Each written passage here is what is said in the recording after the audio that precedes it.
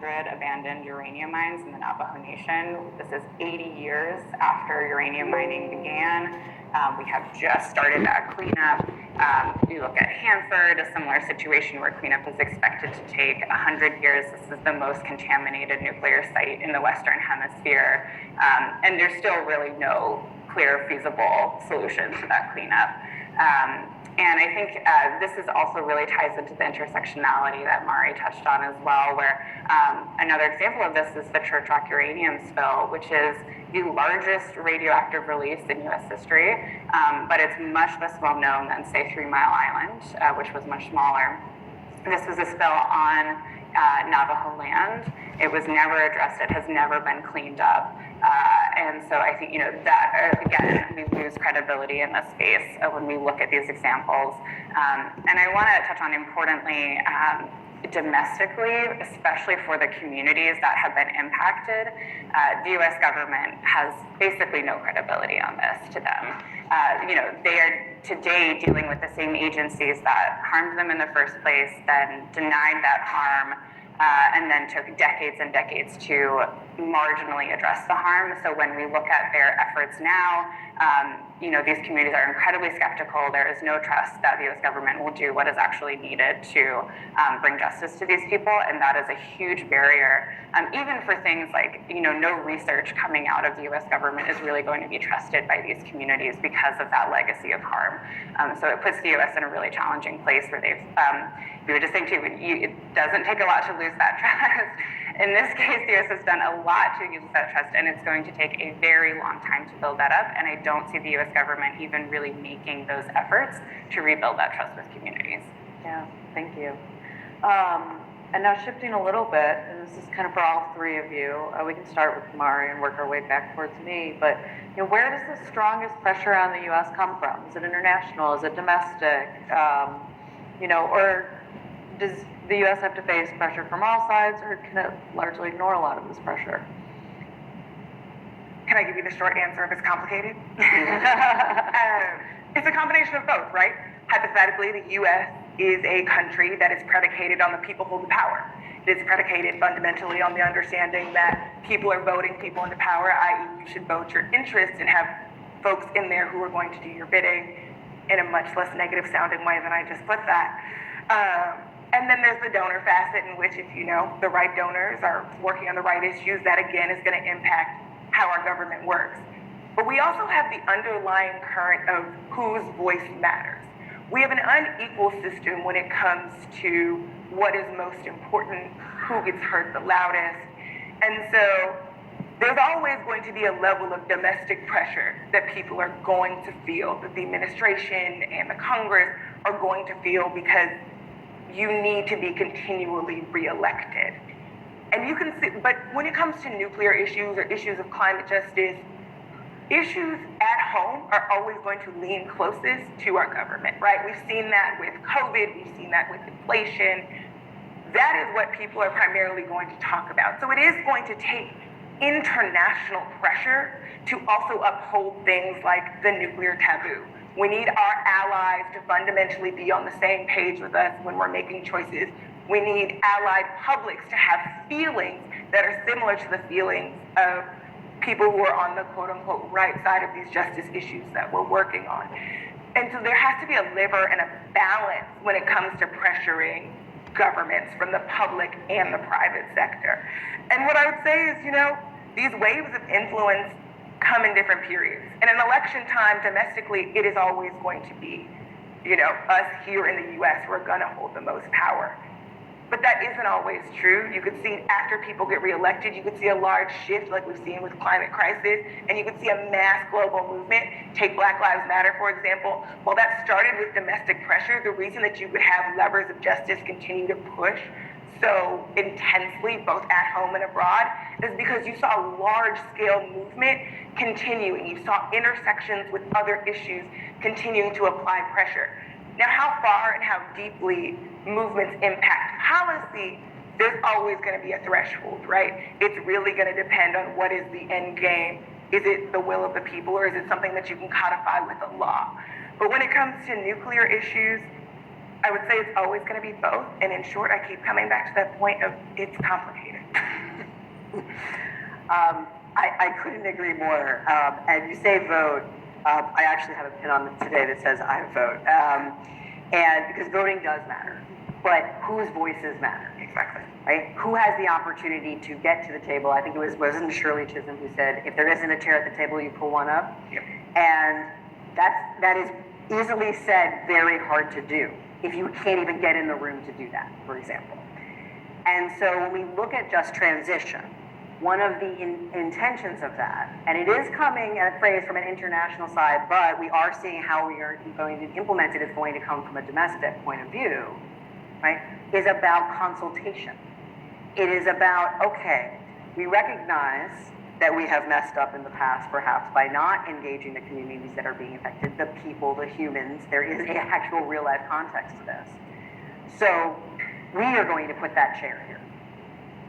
And you come to the table because we want to hear. And hidden in the IRA, if you look, for instance, at provisions that talk about, well, we're going to increase incentives for obtaining critical minerals in the United States, either mining them here or refining them here. If you look at how green energy technologies are going to be implemented on First Nations lands, in reservation territory, there is specific provision saying that there will be consultation.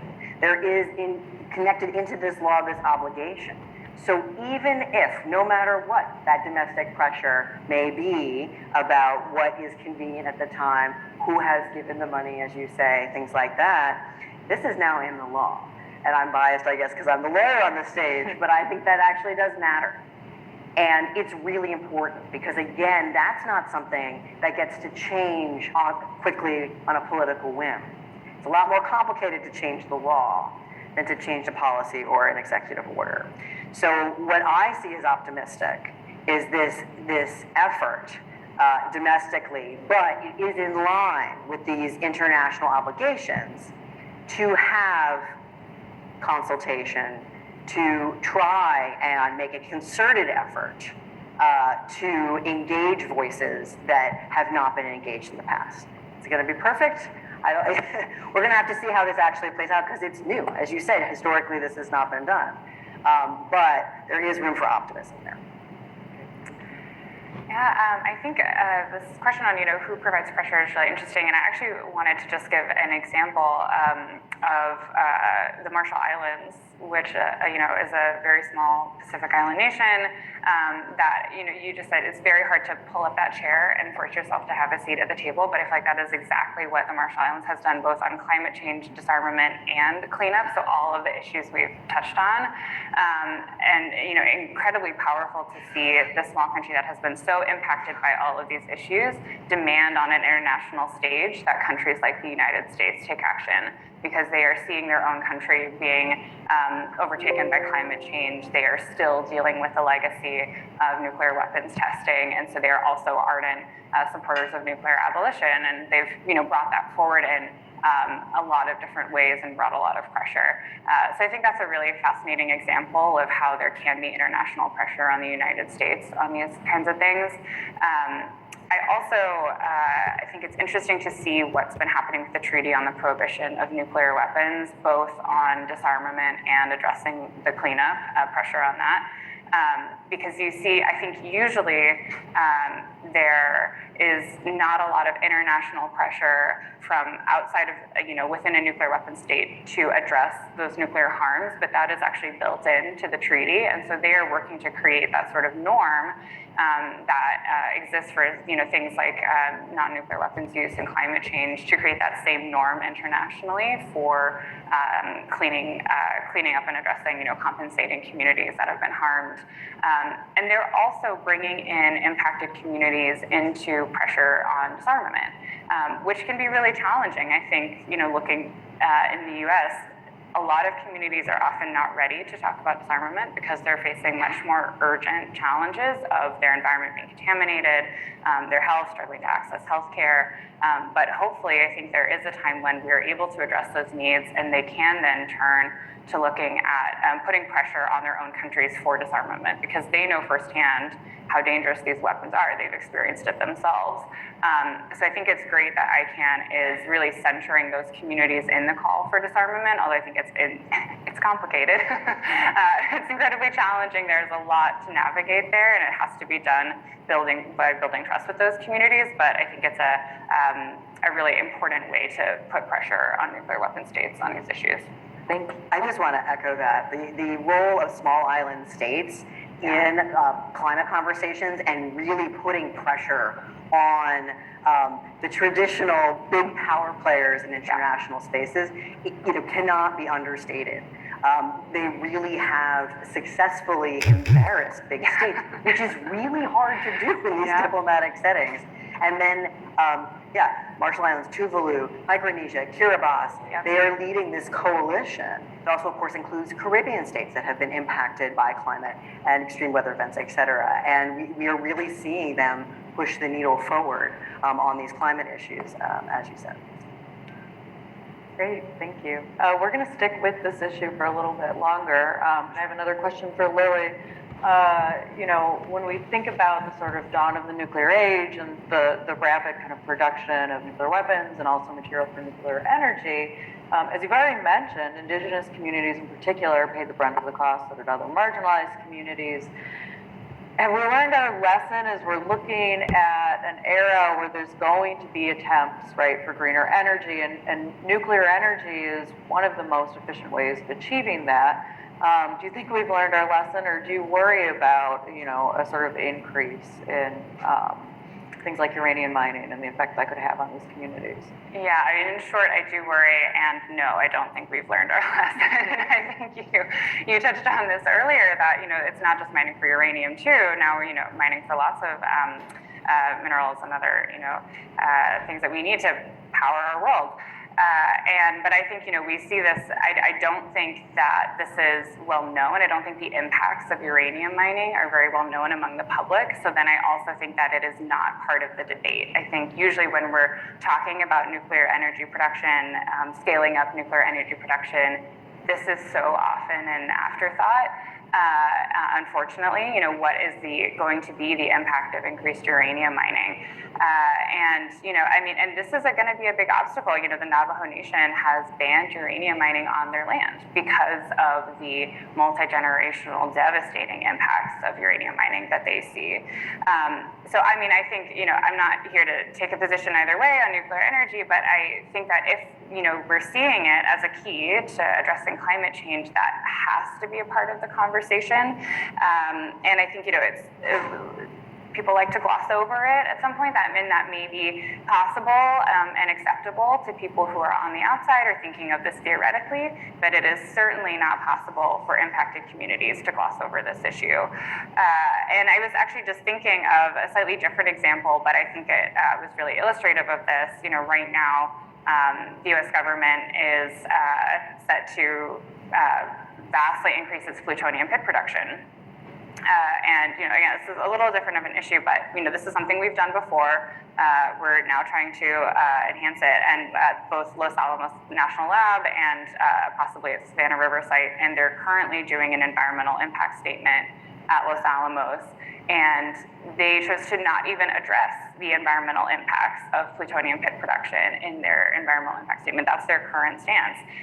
So it's not even being factored in, and especially they're not factoring in the impacts on indigenous communities that are surrounding Los Alamos, and what they will experience from this. So unfortunately, I think we're really the U.S. government, and industry is not in a place of properly addressing this and learning from those past mistakes. Yeah. One of the most frightening statistics that I saw recently was 96% of defense mines were on tribal land during peak production. Yeah, and a big part of that, right, a big part of the problem is that for a lot of people in the United States, where you happen to be geographically is fixed, and you can't move. And so that gets me to my question for you, Alexandra. As we see more and more climate crises occur, things like hurricanes and wildfires, yes, there are Americans with the means and the opportunity to relocate to a safer part of the country. That's not the case for most of them, right? And so,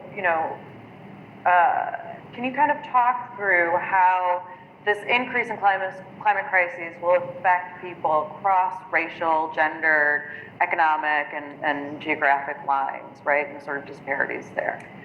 Well, the percentage of Americans who can handle a $500 emergency is a lot less than you think.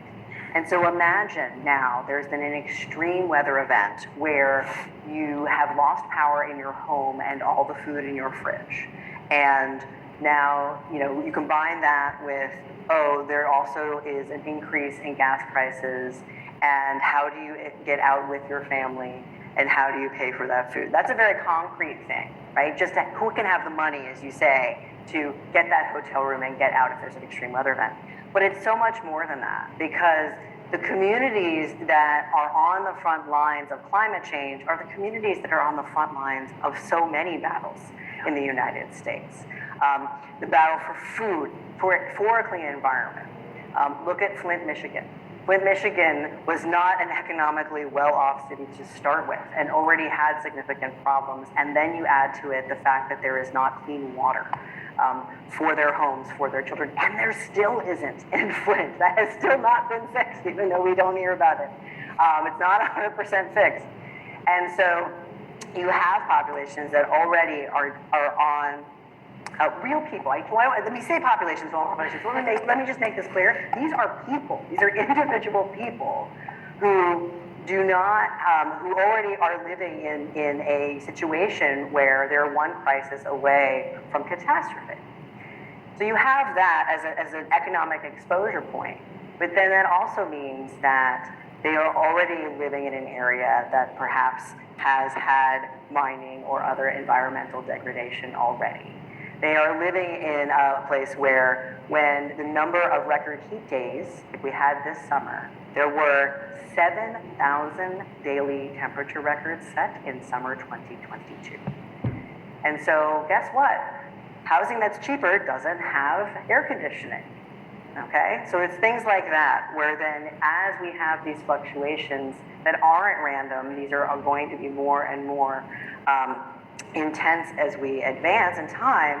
These are all the people who already were vulnerable. There's an extra layer on it. And yet, when we look at, programs that are designed to help those impacted by climate and extreme weather events, we have those, and shouldn't that help these populations? Well, I think we can look to what's happened in Puerto Rico in recent years to see how those programs aren't working.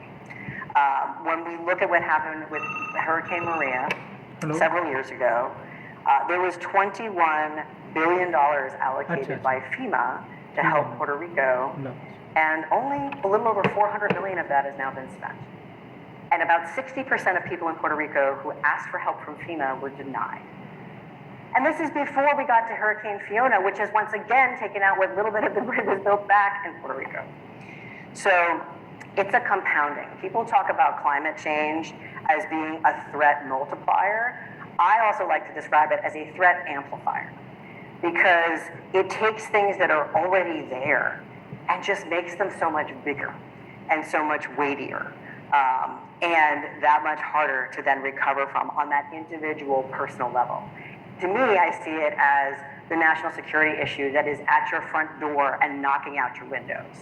I mean, this is something that cannot be denied for its impact to everyone on an individual people level. Great, thank you. All right, Mari, what should be the government's priorities in addressing the disparities generated by both of these issues, right, that Lily and Alexander talked about? And where is pressure coming from? I think I know your answer to this. Where should pressure be coming from? Yeah, I would say the first goal would obviously be remediation and justice for all. But I want to emphasize that Can we just do that, right? Yeah. I've solved the entire crisis right here. We cannot go It's a simple question, simple answer. But I want to stress before I get any deeper into that these communities are not a monolith. What the people that need in New Mexico versus what the people need in Georgia versus what the people need in St. Louis, or even the diaspora of the Marshall Islands, are all very unique needs, and we need to recognize that there is no broad sweeping brush solution to their problems. So often we've fallen into the trap that if we do one policy, it's going to fix it for everybody. That's inherently not possible. As you talked about, these problems are exacerbated by race, by gender, by socioeconomic status. It is this messy middle intersection is where these people are living. You pointed out earlier, these are very real people. You have to talk to these communities, crazy concept.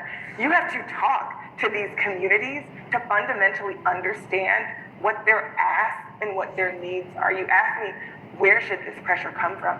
This pressure exists in these communities. These people have been crying out for help. You think about the generations in Georgia who have lived downstream from testing sites for years. They've asked for economic remediations. They've asked for public health funds. They've asked for a litany of things. And Georgia keeps going, we're going to put money into football. Okay, great. But you can see that time and time over. I can do it in New Mexico. I can do it in Philly. I can do it in Flint. I can do it in Chicago. We prioritize profit over people. And that's what makes it easy for us to say we're not going to invest in these communities or create policies that are equitable. It's incredibly easy to silence people when they can't fund themselves in the ways that others can. It's incredibly easy to silence people that can't get to your offices in Washington, D.C., that don't know where your offices are in their own communities. And so it is the job of folks who are sitting in positions of privilege to pick up a mantle and run with it. You know, we talk a lot in these conversations around justice about allyship. I don't like the term allyship. I prefer the term accomplishship. Allies can pull out of a treaty. An accomplice means you're signed on, you're doing the work, and you're fighting alongside me. If you don't have any skin in the game, you're not going to move anything forward. So when you have the privilege to sit in a room and sit in a chair, it is your job to amplify the needs of communities who are not in those spaces. Not to talk for them, I want to be abundantly clear, not to make decisions about what they need, but to have done the work to humble yourself, to listen, to take forward, and to progress. And so for all this work that we're talking about, the remediation that we're trying to create, whether we're talking about nuclear specific or climate specific, or hopefully the intersection of all of these issues that we've talked about, the first place is going to be engaging with these communities, moving them forward, and then hopefully creating policies and spaces where they can get themselves in the room and work towards the justice that they deserve. Great, thank you. For people with questions, start getting them ready in your minds. We're going to do one more quick question to all three from me. So for those of you most comfortable on, activism on climate change, what do you think that the nuclear world should learn? And those of you most comfortable with activism on the nuclear stage, what does the climate change community learn? Lily, you want to start? Yeah, I guess looking for me at the climate movement, maybe this will not surprise anyone based on what I've talked about so far, but I think centering frontline communities, listening to frontline communities is something we can really learn from the climate movement. I think we are at a place now when we're looking at climate change policy where we're asking, what are the policies that we need at a local or state or federal level that are going to address those people that are harmed the most by climate impacts. That is not the conversation we're having around nuclear weapons cleanup or even disarmament. If we were having a nuclear policy conversation, and I think not just about cleanup, but about our policy as a whole, that really centered frontline communities, it would look very different. I sort of have this dream where you're at the decision-making table and there's someone from the Marshall Islands and there's someone whose family, mined uranium, and there's a downwinder from Utah, and they're involved in making nuclear weapons policy decisions. I think we would have a very different policy than what we have today. So I think that's a big thing we can learn from climate. And then I think the other thing is storytelling, making this real to people. I mean, for so many people, nuclear weapons issues are very real, devastatingly real, but I think the general public maybe doesn't realize that. And there are ways that nuclear weapons have impacted every single state in the United States. There are hundreds of production facilities scattered across the country. There's, fallout from nuclear testing that has impacted huge swaths of the country, uranium mining, waste sites. This is a real issue for people and also for elected officials, for their constituents. But we don't do a great job of telling that story and connecting it to people. I think for so many folks, climate change became something they cared about when they saw how it would impact their own community. People don't know how nuclear weapons have impacted their own communities. So I think that is something that we really need to learn from climate. Great, thank you. I agree. We did not coordinate that, but ahead of time. No, but I agree, and I think that definitely goes for both camps. Although we really, as we've been saying, it needs to be one camp. There is so much intersection here. I would say also the mistake of thinking that the policy people talk to the policy people, the private sector does the private sector, and civil society does civil society, and somehow those are separate. Because particularly in the climate space, the only way we are going to achieve the reductions that we need on emissions is for all three of those to come together. It is a three-legged stool. We need all three. And the failure in the past to have all three, and particularly also, to Lily's point, right, that engagement of those most affected. But I would say making sure that you come at this as three legs of a stool is the best way to come up with a sustainable answer and sustainable solutions. And I say this as someone who spent most of her career before academia representing sovereign governments and coming to legal issues of development, legal issues of investment, national security legal issues from the government perspective. And the more time that I spent in that space, the more I realized that one of the parts that was missing was the engagement of those who are directly affected. And so I think it's just so important to have all three and not think that these are separate. They must come together. Yeah, and I'm going to foot stomp exactly what the movie just said. We need to come to the middle. We need to get out of the silos in which we're engaging in these conversations and not be afraid to be in the messy middle part of all of these issues. We need to tell the stories of the people impacted. We need to center their visions, and we need to get out of this understanding that lived experience is not enough experience to be an expert.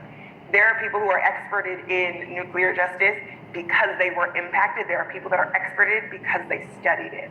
Both of those voices need to be at the table when you are making decisions about policies that are impacting people. I think the other thing we need to do is get more organized around our movement building, have people that actually fundamentally understand field building strategy, mobilizing strategy. Those are skills. You don't just wake up one morning and have them. People take time to learn them and build them. And the more that we figure out how to amplify those who have those skills, build up other people to have them, the more effective movements will become. I think the final thing is work cross-cutting. Don't be afraid to say, I'm not the expert on this, but I know who the expert next to me is, and I need to bring them in so we can have a more holistic conversation, and that's the only way we're going to move these issues forward. Yeah, great, thank you all. Okay, are there questions in the audience? Yes, do we have a mic? A mic is coming. I see it. I think.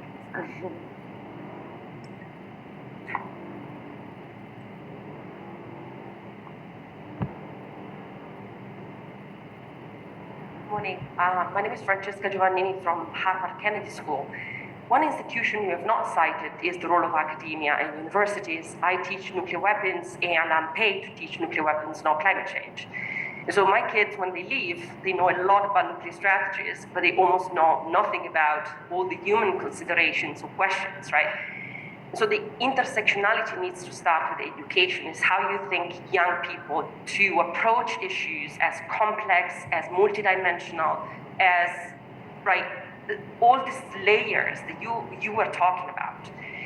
So what can be done to put pressure on institutions like academia to start really providing those systemic approaches to education that are so important? Because right now, we continue to study these things in very siloed way, and we produce people to think in siloed ways. So how should the dialogue with social movements, right, happen so that universities do actually promote a different kind of education? Thank you. Great, thank you.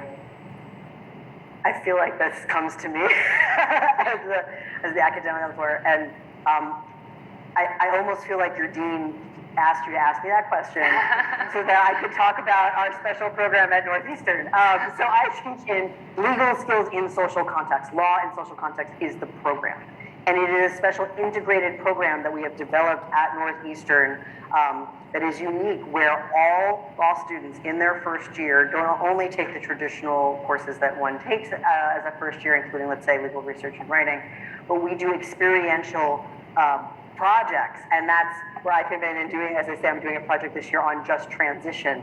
And as part of that integration, we're not only teaching them legal skills, we are purposely teaching them how to apply them in the real world and on these issues of environmental justice. What does that mean in reality?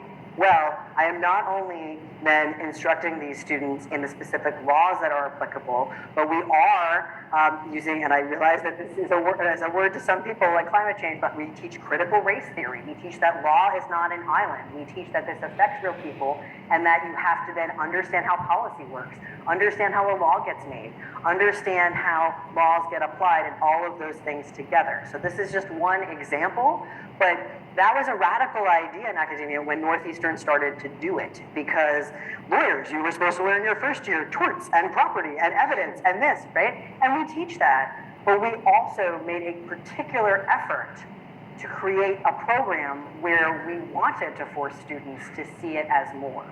And that takes constant, every year, again, a proactive action to integrate, to change, to adapt that course as we all adapt and evolve.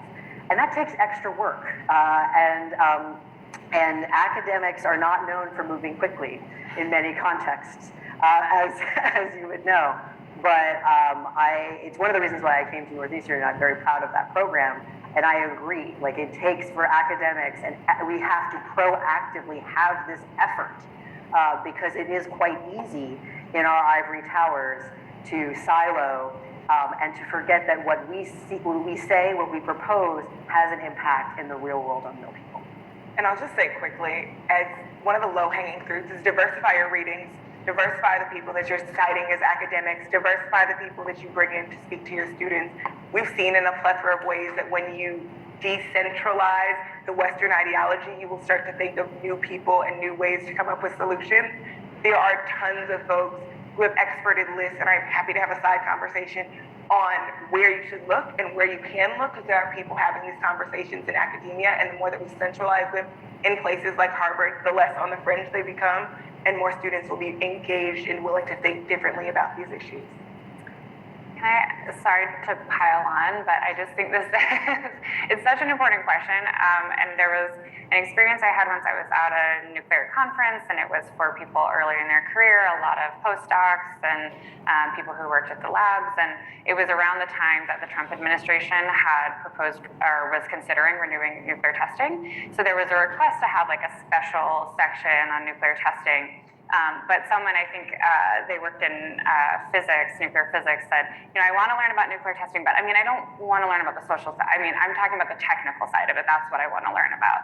And I feel like that's so often the mentality. And I think we have to stop thinking of technical things and science related to nuclear weapons as being in a bubble. They are not.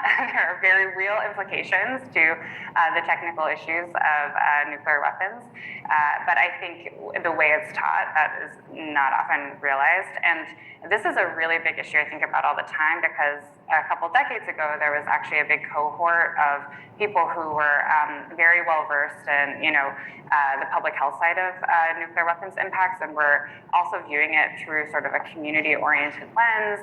We're working on things like nuclear weapons testing, production site contamination, and a lot of the people in that field are retiring or have retired, and there's sort of this vacuum right now, and we need to build that field because these issues have not gone away. They've sort of gone away in the public consciousness, but we need more experts who are versed in the technical side, but also very community equity centered. Great, thank you. And actually with that, we are at time. I have an announcement to make that the conference will begin in 7 minutes right here in this room in Regency A. So thank you all for coming today. Thank you to our speakers. That was a fantastic discussion.